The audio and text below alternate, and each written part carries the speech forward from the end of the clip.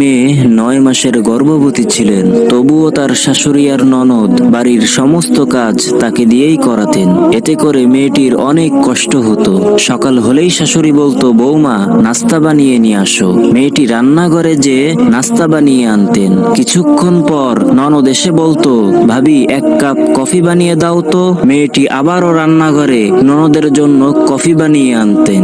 শুধু তাই না, কাপড় কাচা, ঘর পরিষ্কার করা, রান্না বান্না করা সবকিছুই তাকে দিয়েই করাতো। এভাবেই সে দিনগুলো কষ্টে পার করছিলেন। একদিন তার স্বামী এই বিষয়টা জানতে পারে এবং সে সিদ্ধান্ত নেয় তার স্ত্রীর বাচ্চা না হওয়া পর্যন্ত সে আর অফিসে যাবে না। পরের দিন থেকে স্বামী তার স্ত্রীকে বিশ্রাম নিতে বলে বাড়ির সব কাজ সে একাই করলো। এই বিষয়টা যখন তার মা জানতে পারে, তখন সে রাগান্বিত কণ্ঠে বললেন, তুই অফিসে যাওয়া বন্ধ করে তোর স্ত্রীর চাকর হয়ে গিয়েছিস নাকি? তখন ছেলে বলল, মা শোনো, আমার স্ত্রী 9 মাসের গর্ভবতী হয়ে সে যদি তোমাদেরকে এত কষ্ট করে চাকরানির মতো বাড়ির সব কাজ করতে পারে, তাহলে আমি কি তার জন্য চাকরের মতো 1টা মাস কষ্ট করতে পারি না? প্রিয় বন্ধুরা, আপনারাই বলেন, ছেলেটা কি ঠিক বলেছে নাকি ভুল বলেছে?